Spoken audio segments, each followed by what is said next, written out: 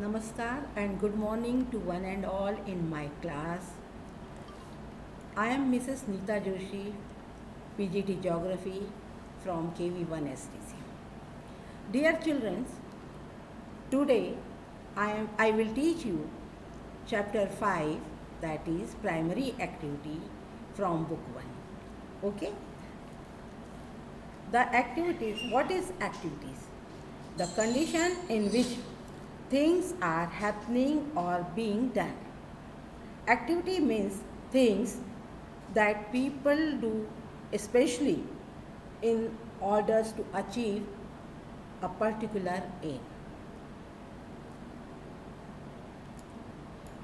There are two types of activities. First is economic activities and second is non-economic activities. Economic activities, human activities which generate income are known as economic activities. दूसरा है non economic activities. Non economic activity is an activity performed gladly with the aim of providing services to others without any regard to monetary gain, and which are undertaken for personal satisfaction or to satisfy human sentiments are known non-economic activities. Example है, जैसे एक mother के द्वारा घर में सबकी care करना, बच्चों की केयर करना, ये कौन से प्रकार की एक्टिविटी होगी?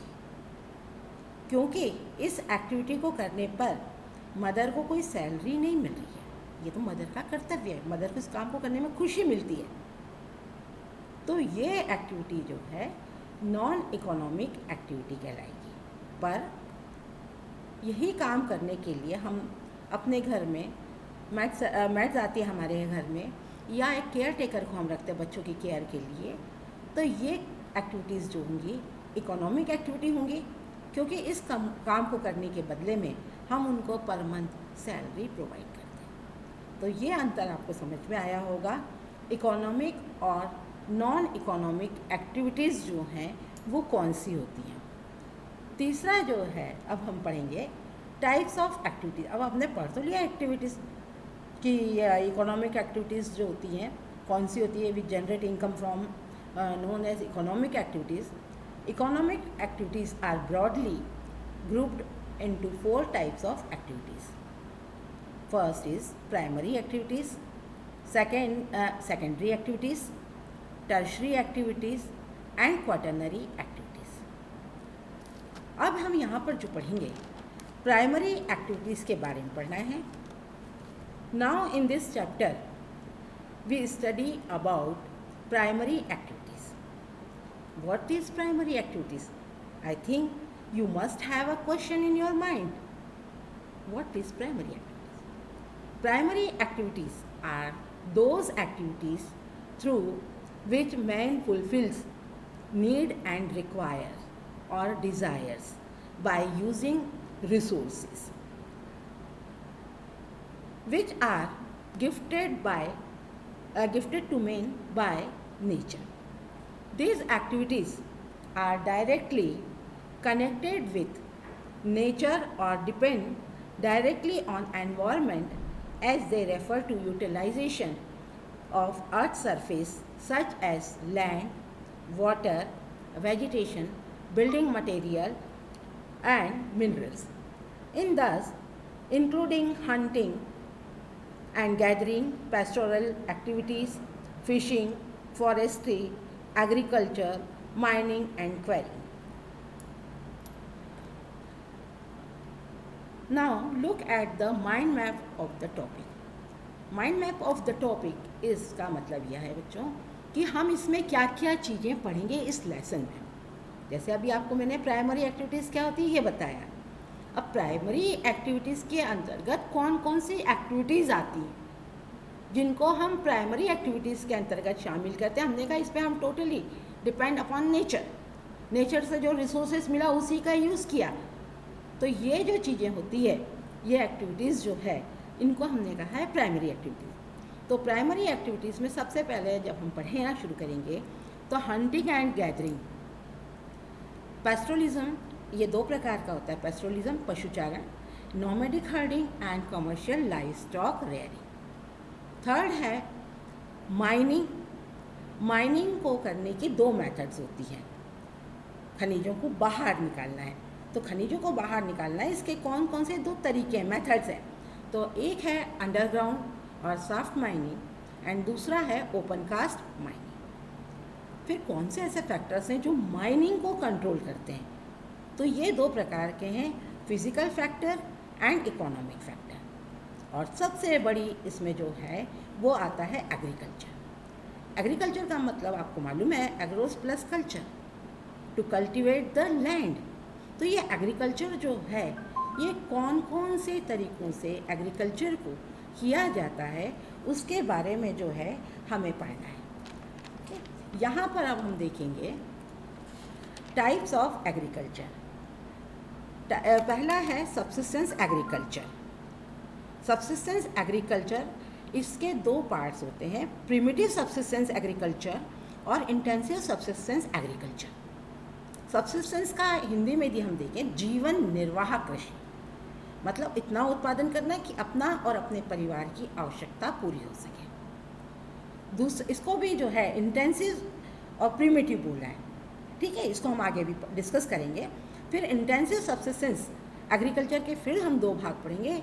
Intensive subsistence dominated by wet paddy, जिसको ज़्यादा पानी की जरूरत पड़ती है। दूसरा intensive subsistence agriculture dominated bye crops other than paddy. Second प्रकार का पढ़ेंगे प्लांटेशन एग्रीकल्चर, जो ब्रिटिशर्स के द्वारा, यूरोपियंस के द्वारा जो है शुरू किया गया था। तीसरा है market gardening and horticulture. Fourth है एक्सटेंसिव कमर्शियल ग्रेन फार्मिंग। पांचवा प्रकार है मिक्स्ड फार्मिंग। सिक्स्थ है डेयरी फार्मिंग एंड सेवन्थ है इसमें कोऑपरेटिव फार्मिंग, कलेक्टिव फार्मिंग और एक है मल्टेरियन फार्मिंग। तो अब हमको ये डिफरेंट टाइप्स ऑफ एग्रीकल्चर के बारे में जो है हमें इसमें पढ़ना है। तो यहाँ पर जो है नेक्स्ट इसमें हम जो पढ़ेंगे hunting and gathering. Hunting and gathering is practised in regions with harsh climatic conditions. Harsh climatic conditions may be cold, very cold and very hot. ये वहाँ किया जाता है जहाँ बहुत ठंडी और बहुत गर्म जलवायु होती है। It is practised in primitive societies. आजकल ये नहीं हो रहा है, गैदरिंग एंड हंटिंग होता है, बहुत छोटे स्तर पर होता है। क्यों? क्योंकि पॉपुलेशन का प्रेशर बढ़ता जा रहा है, तो पॉपुलेशन का प्रेशर बढ़ गया है, तो इसलिए इस तरह का जो है जो हंटिंग एंड गैदरिंग है ये ज़्यादा नहीं होता। Depends on animals and edible plants. This is the oldest economic activities. इसमें बहुत अधिक पैसा इन्वेस्ट करने की ज़रूरत नहीं होती है, नीड स्मॉल इन्वेस्टमेंट, क्योंकि इनके टूल्स जो होते हैं या इनके जो तरीके होते हैं वो बहुत ज़्यादा क्या है, ट्रेडिशनल है। Done with low level technology. Technology भी बहुत वो नहीं होती है, मॉडर्न टेक्नोलॉजी तो होती नहीं है, क्योंकि ये लोग तो क्या है ट्राइबल एरियाज़ में रहने वाले लोग हैं, तो ये लोग उसी तरह की एक्टिविटीज़ में जो है। अब ये जो होता है हाई लैटीट्यूड और लो लैटीट्यूड जोन जो हैं वहाँ पर इन एक्टिविटीज़ को किया जाता है। जैसे अब आप देखेंगे ये सबसिस्टेंस गैदरिंग के जो एरियाज़ आपको दिखाए गए हैं, जैसे ये जो है हाई लैटीट्यूड जोन है याला, इस हाई लैटीट्यूड जोन को कहा जाता है, ये जो कहलाता है ये हमारा कहलाता है यूरेशिया वाला एरिया, ये यूरेशिया वाला एरिया है। दूसरा आप इधर आ जाइए, ये नॉर्दर्न कनाडा, ये भी क्या है हाई लैटीट्यूड है। इधर चिली वाला हिस्सा जो है यहाँ पर भी थोड़ा बहुत ये आ जाता है। देन इसके बाद ये आता है लो लैटीट्यूड एरियाज़ में किया जाता है इसको। तो लो लैटीट्यूड एरियाज़ में हम देखेंगे तो ये वाला जो एरिया है ये आपको कहलाता है अमेजॉन बेसिन वाला एरिया कहलाता है। दूसरा ये वाला जो एरिया है ये ट्रॉपिकल एरिया है अफ्रीका का, तो ये अफ्रीका में है। और ये जो एरियाज़ हैं यहाँ पर ऑस्ट्रेलिया और ईस्टर्न जो है साउथ ईस्ट एशियन कंट्रीज़ में भी इसको किया जाता है। उसके बाद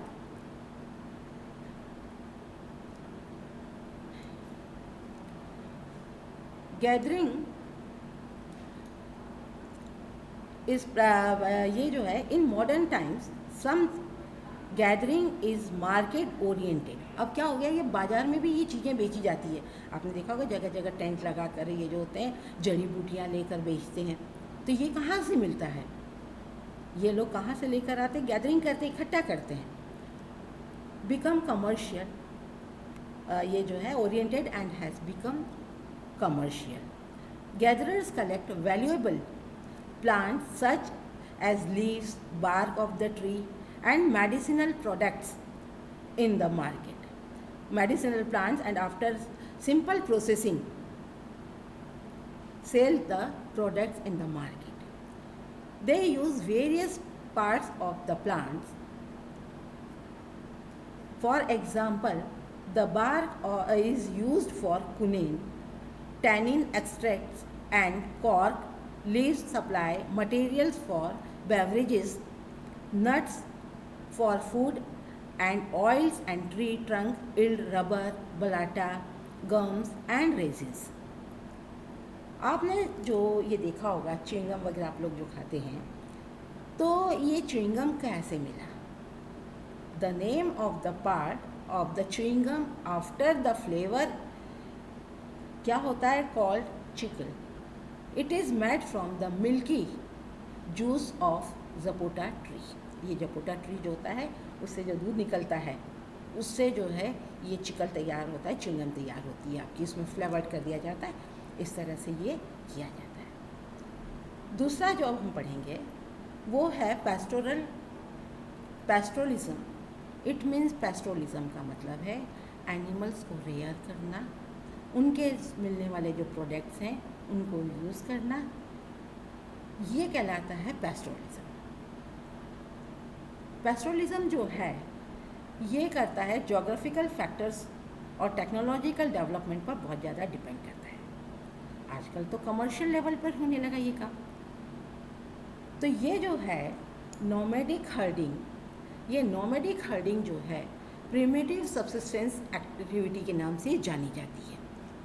निर्वाह ट्रेडिशनल तरीका है, अपने साथ एनिमल्स को लिया और छोड़ दिया उनको खुले वातावरण में।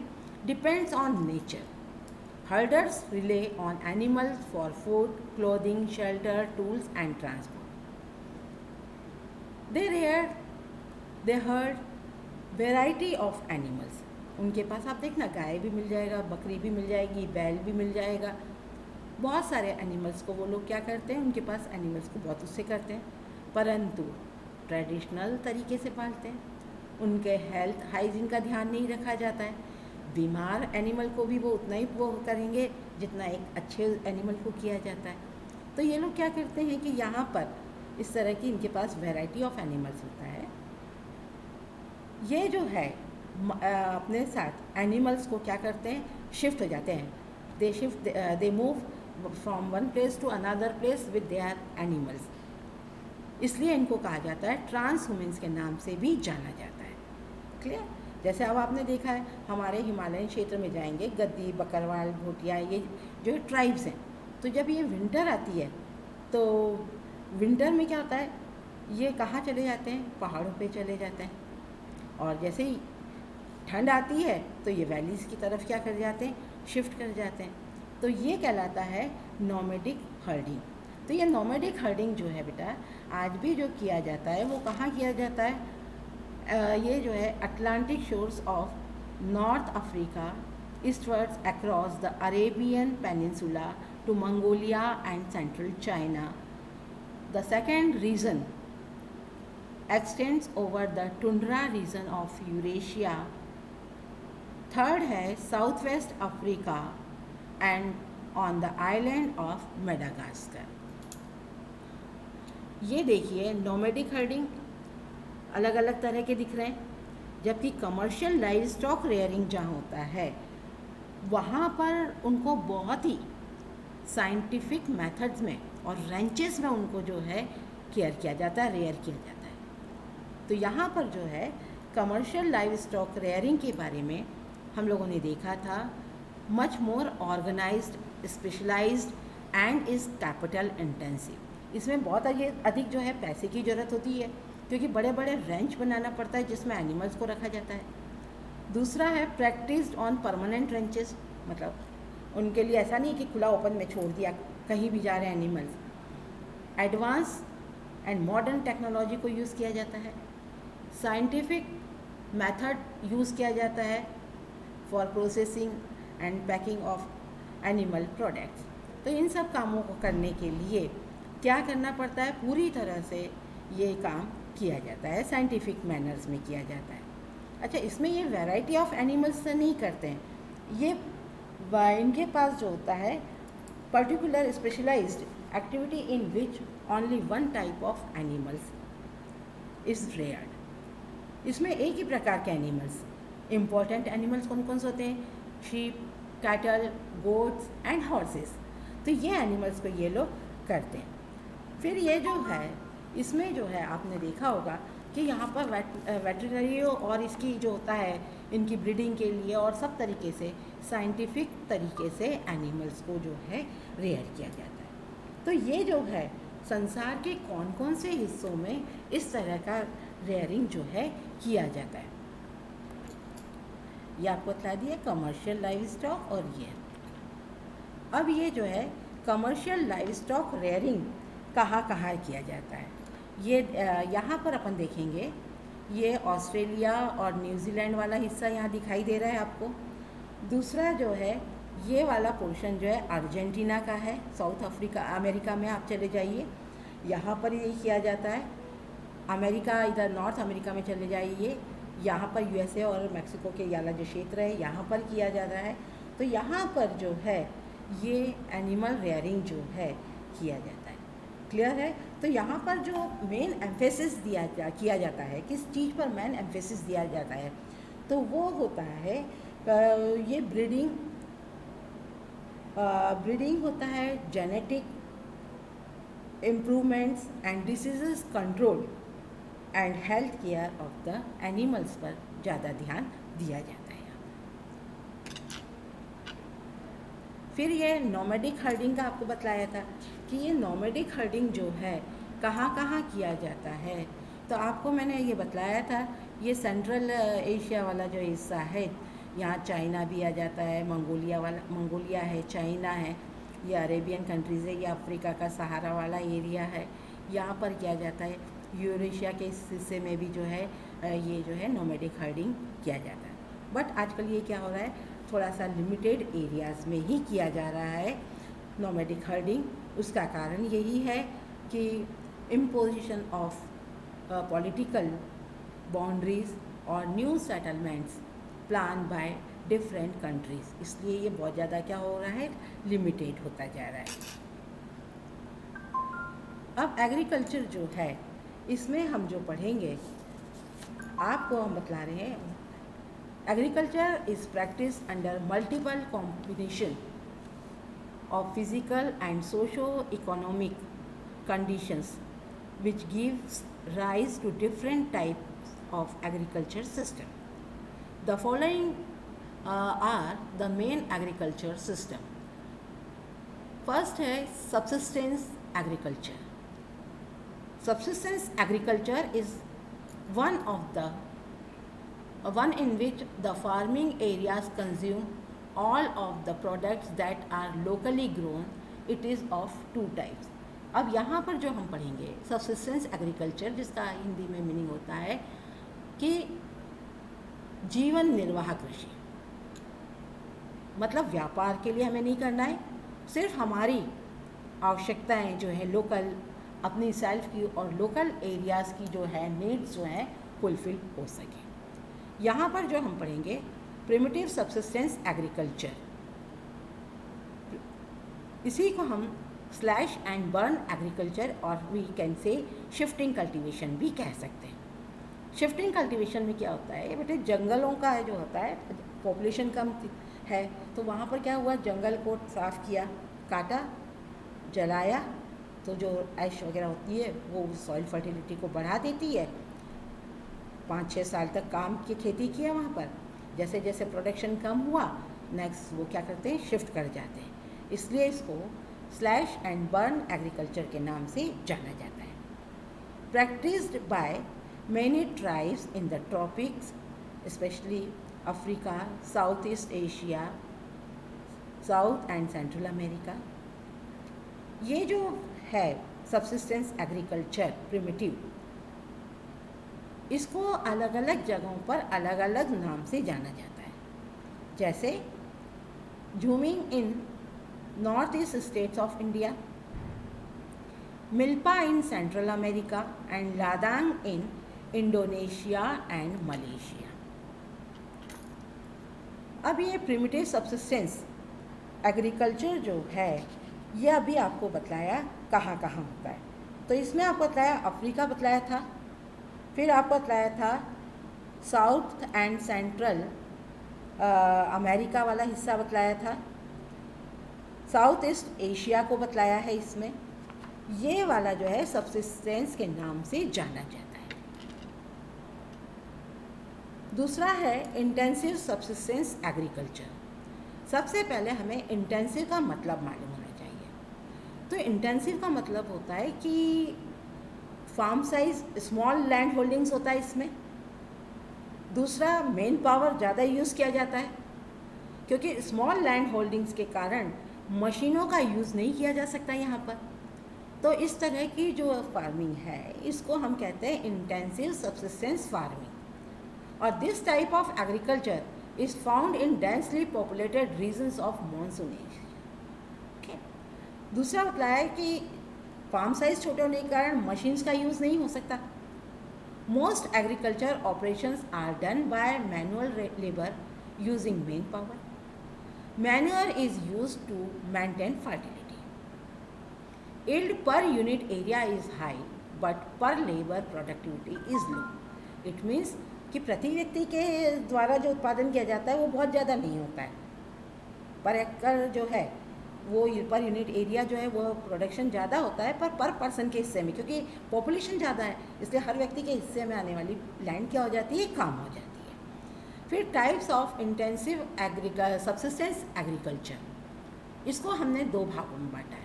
Intensive subsistence agriculture dominated by wet paddy cultivation, dominated by rice crops. आया समझ में इसमें? Land holdings are very small, family labour is used, less use of machines, that is labour intensive है ये, इसलिए मशीन का यूज़ क्या होता है यहाँ पर, कम होता है। yield per unit area is high but per labor productivity is low due to the input of family laborers. Intensive subsistence agriculture dominated by crops other than paddy. चावल को छोड़ के दूसरी फसलों का भी उत्पादन किया जाता है कुछ एरियाज में। Other crops are cultivated due to differences in climate, soil and relief features. Mainly practiced in Southeast Asia. Wheat, soybean, barley and sorghum are main crops that are grown.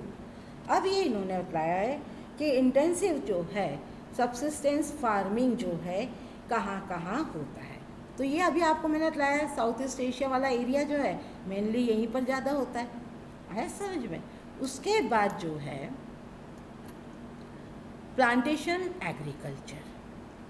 Plantation agriculture introduced by European in colonies situated in the tropics. अब ये plantation agriculture जो है सबसे पहले Europeans ने शुरू किया था। क्यों? क्योंकि जिन देशों में इन्होंने शुरू किया था वहाँ का क्लाइमेटिक कंडीशंस जो हैं वो बहुत ज़्यादा फेवरेबल था। ठीक है, फेवरेबल था जैसे अभी हम आपको बतलाएंगे कि large scale profit oriented farming है, बहुत ज़्यादा इसमें जो है प्रॉफिट होता है। This type of farming are large estates और प्लांटेशन, बहुत बड़े हेक्टेयर एरियाज़ में जो है प्लांटेशन किया जाता है। लार्ज कैपिटल इन्वेस्टमेंट, बहुत अधिक पूंजी की आवश्यकता होती है।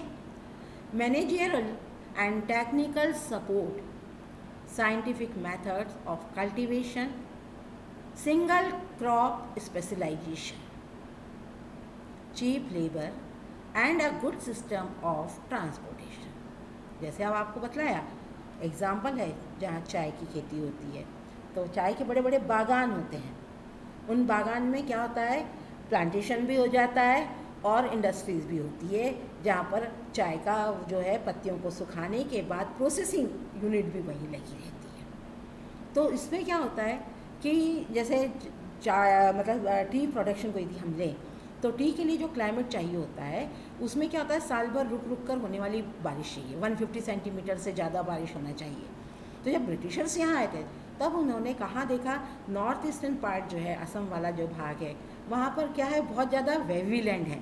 तो वेवी लैंड होने के कारण उन्होंने क्या किया, वहाँ पर देखा, दूसरा उनके पास कैपिटल तो था, लेबर चाहिए था, लेबर यहीं पर था, इंडिया में बहुत पॉपुलेशन अच्छी थी, तो इसलिए उन्होंने यहाँ पर शुरू किया, लेबर भी कम करने करा, प्रोडक्शन ज़्यादा हुआ, एक्सपोर्ट किया और प्रॉफिट कमाया। आपने देखा होगा चाय के बागान में जब लीफ को प्लग किया जाता है तो प्लग करने का काम जो है उसमें अधिकतर लेडीज़ होती हैं, क्योंकि उनमें पेशेंस ज़्यादा होता है, तो वो क्या करती हैं, बहुत अच्छे से करती है, तो उनको इजीली वो हो जाता है। Main crops grown are tea, coffee, cocoa, rubber, cotton, oil palm, sugar cane, bananas and pineapples. अब कौन कौन से कंट्रीज़ जो हैं प्लांटेशन एग्रीकल्चर में काफ़ी अच्छे हैं, तो आपने देखा इंडिया है, Sri Lanka, Indonesia, West Indies, West Africa, Brazil are the main areas in the world. Okay, यहाँ पर अपन देखते हैं कि जो डच थे once had monopoly over sugar cane plantation in Indonesia. और दूसरा आपको बतलाए कॉफ़ी फेजेंडाज जो लार्ज प्लांटेशन है कहाँ पर, ब्राज़ील में, in Brazil are still managed by Europeans. अब ये जो है प्लांटेशन एग्रीकल्चर का आपको दिखाया गया है कहाँ कहाँ पर क्या क्या होता है। Okay, then extensive commercial grain cultivation. तो सबसे पहले हमें यहाँ पर ये देखना होगा ये एक्सटेंसिव का मीनिंग क्या है। एक्सटेंसिव का मतलब होता है farm size are large, maximum work done by machines, less man power. तीन चीज़ें समझ में आ गई। लैंड होल्डिंग्स जो होती है, खेत बहुत बड़े बड़े होते हैं, इतने बड़े बड़े होते हैं कि उसमें पूरी तरह से मशीन्स के द्वारा ही जो है एग्रीकल्चर कल्टीवेशन किया जाता है। It is practice in the interior part of semi arid lands of mid latitudes, मध्य अक्षांशों में किया जाता है। Wheat is the principal crop. इसके अलावा भी होता है, पर क्या है, वीट जो है सबसे ज़्यादा। इसके अलावा जो अपन देखेंगे कॉर्न है, बार्ली है ना, ओट्स है, ये सब प्रोडक्शन भी यहाँ पर होता है। High agriculture production is achieved through efficient and more specialized agricultural machines। अब आपको आया यहाँ पर प्रोडक्शन क्यों ज़्यादा होता है, उसका कारण दिया है। Large farm size, more use of machines, machine का ज़्यादा प्रयोग किया जाता है। लो इल्ड पर एकड़ but high yield per person due to the low density of population. यहाँ क्या होता है कि हाई इल्ड पर पर्सन, प्रति व्यक्ति उत्पादकता ज़्यादा होती है यहाँ पर, उसका कारण है पॉपुलेशन कम है, इसलिए लैंड पर जो है पॉपुलेशन प्रेशर क्या हो गया, यहाँ पर कम हो गया। Areas it is practised in temperate grass land such as steppes, prairies, pampas, veld and downs. यहाँ पर हम देखेंगे कि ये कहाँ कहाँ किया जाता है। तो आपने 7th क्लास में पढ़ा था कि ये जो ग्रासलैंड्स हैं जहाँ पर मॉडरेट क्लाइमेट होता है ना, ना बहुत ज़्यादा रेनफॉल होता है, वो कहाँ कहाँ होता है। तो यहाँ पर अब आप देखेंगे ये वाला जो एरिया है एशिया और यूरोप के बीच में, इसे हम कहते हैं, यहाँ पर इसको हम प्रेरीज के नाम से जानते हैं। दूसरा जो है यहाँ पर ये जो है वेल्ड के नाम से जाना जाता है, यहाँ पर डाउन्स के नाम से जाना जाता है, और यहाँ पर हम पंपास जो है पंपास के नाम से जाना जाता है।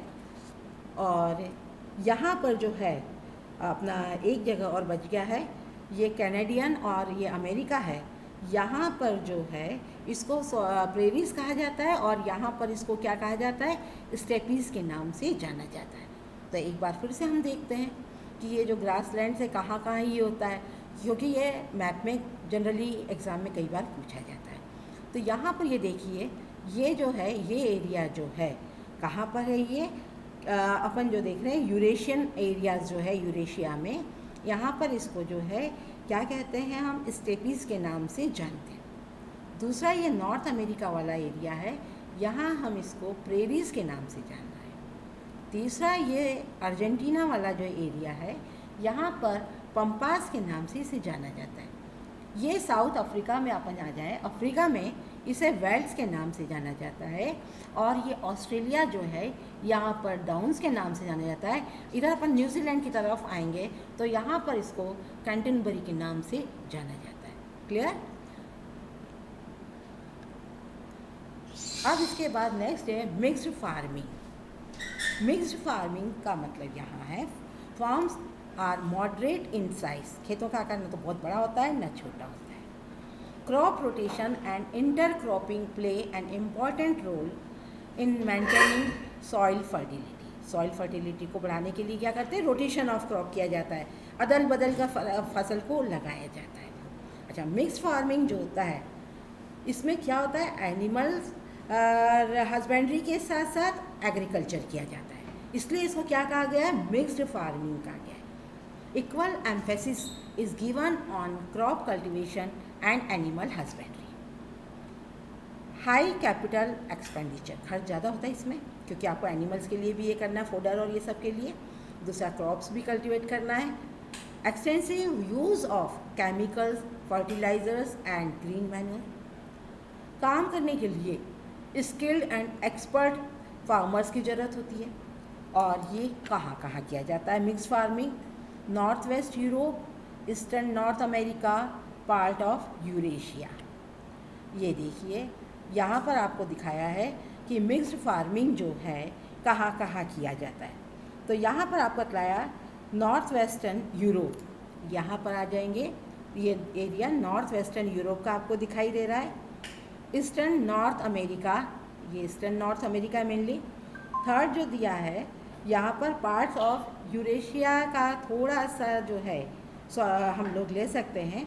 और temperate grassland latitudes of southern continent, यहाँ पर ये देखा आपने। Next, dairy farming. Dairy farming जो है most advanced and efficient type of rearing of milk animals. आजकल ये जो है ना डेयरी फार्मिंग, इसका इम्पोर्टेंस और इसका सिग्निफिकेंस जो है दिन पर दिन बढ़ता जा रहा है।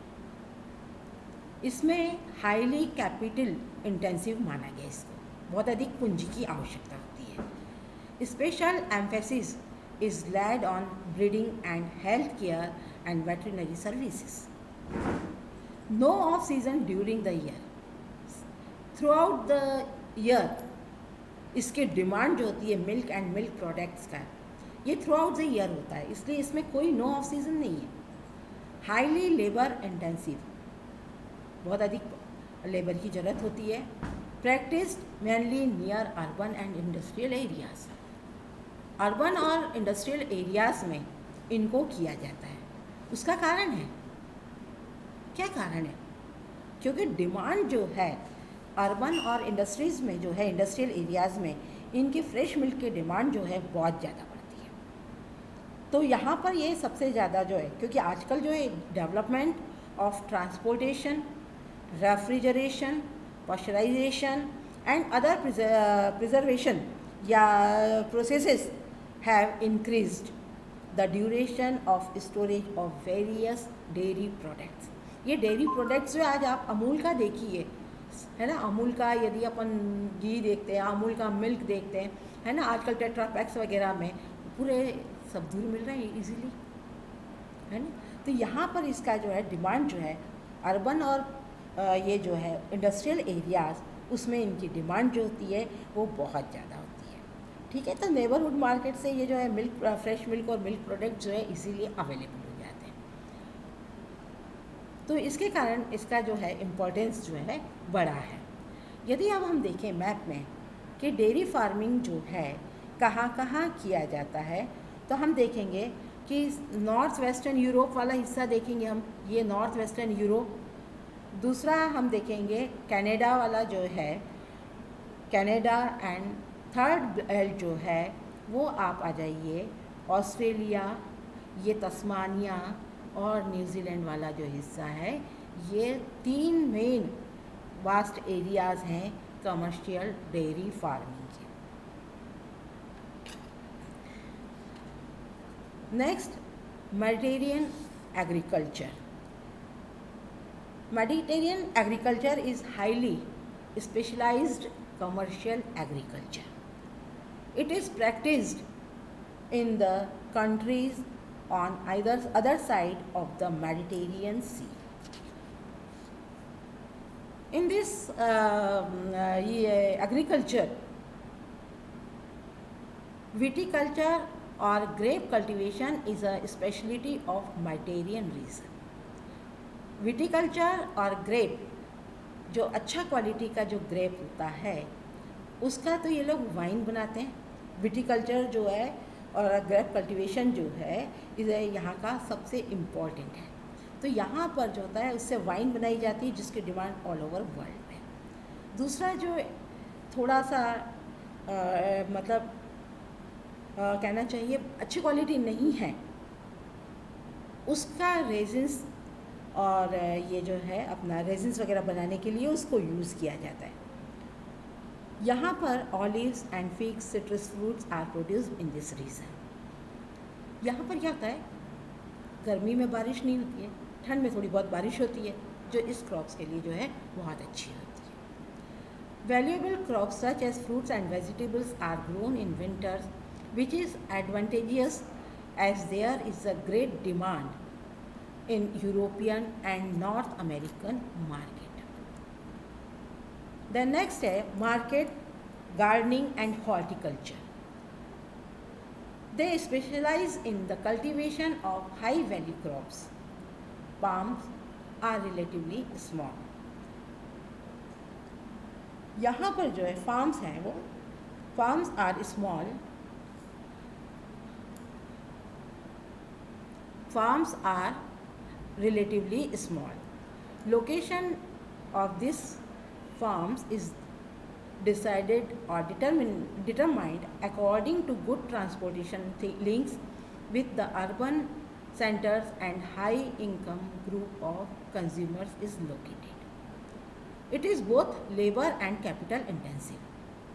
Emphasizes on use of irrigation, HYV seeds, fertilizers, insecticides, greenhouse and artificial heating in colder places या regions.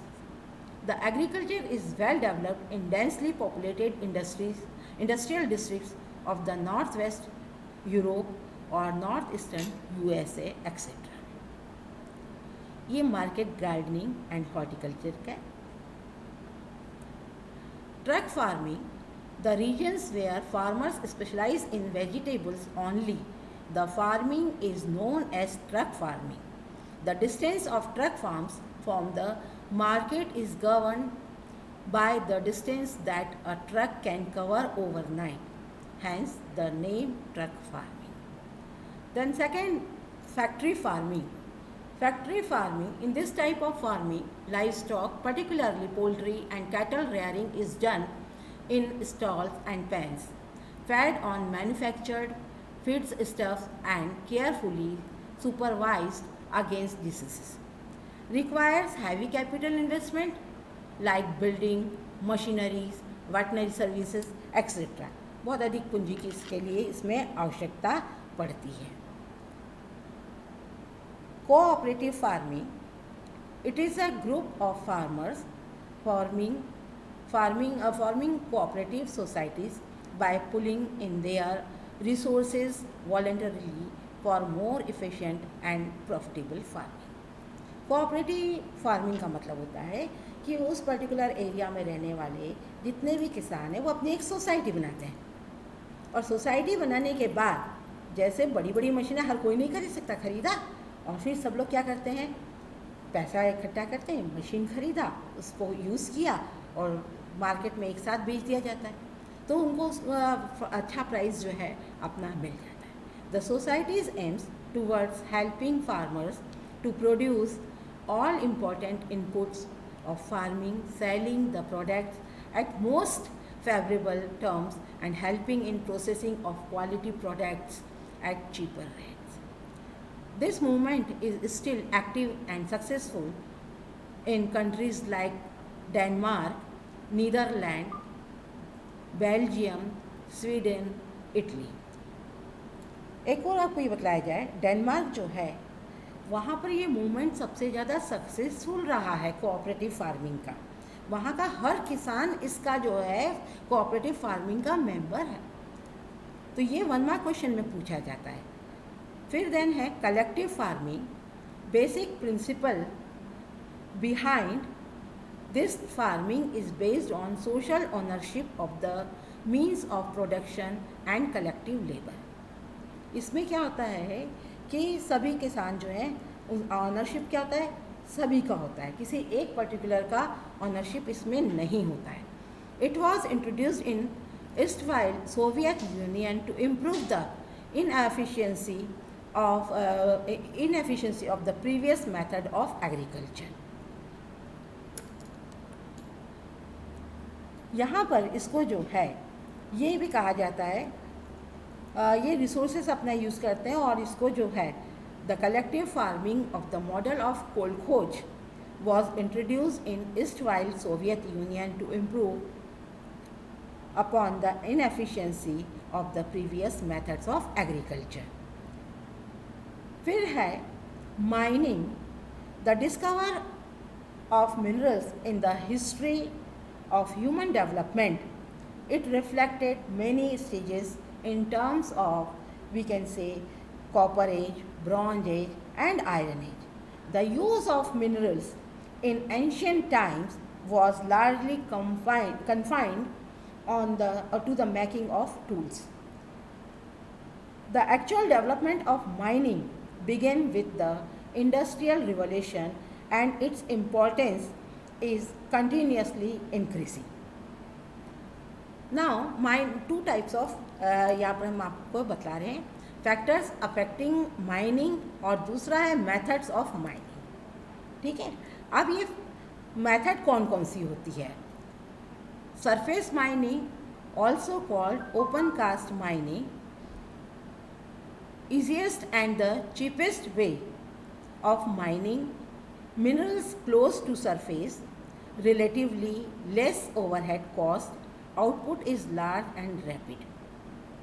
Underground mining, used for producing ores lying deep below the surface, requires specially designed lifts, drill, ventilation system for safety and efficient movement of people and material. It is a very risky method. दो प्रकार की method होती है। आजकल develop countries इसको ये नहीं कर रहे हैं। डेवलपिंग कंट्रीज़ में तो है क्योंकि पॉपुलेशन ज़्यादा है, लोगों को रोज़गार चाहिए, तो वहाँ तो इस काम में लगे हुए लोग मिल जाएंगे। पर आजकल जो अपना ये वाली कंट्रीज़ हैं, जो डेवलप कंट्रीज़ हैं, वो लोग जो है इसको बंद कर चुके हैं, ज़्यादा इस पर एम्फेसिस नहीं कर रहे। दूसरा है फैक्टर्स अफेक्टिंग माइनिंग। माइनिंग करने के लिए हमें दो चीज़ों को ध्यान में रखता है। एक फिज़िकल फैक्टर्स, फिज़िकल फैक्टर्स जो होता है यहाँ पर जो है हम देखते हैं कि size, grade and mode of occurrence of the deposit, कितना है डिपोजिशन, उसकी क्वालिटी क्या है, ठीक है, कितना गहराई पे मिलेगा, ये सब जो है फिज़िकल फैक्टर्स में आते हैं।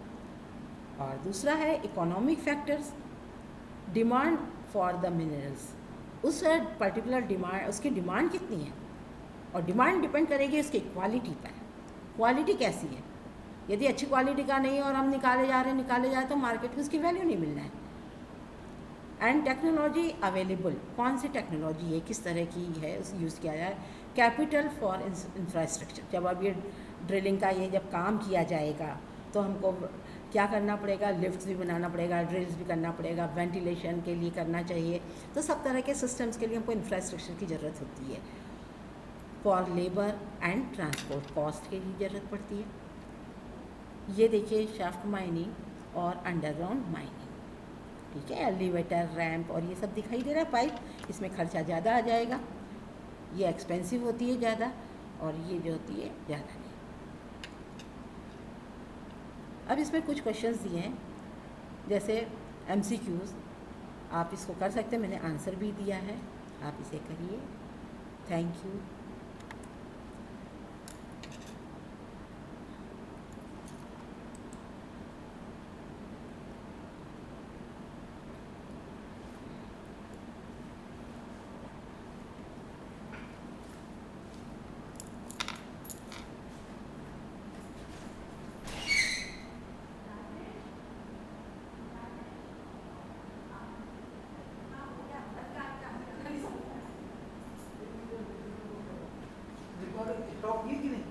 नहीं कि तो आई कहाँ, रिकॉर्डिंग दिखी नहीं मेरे को।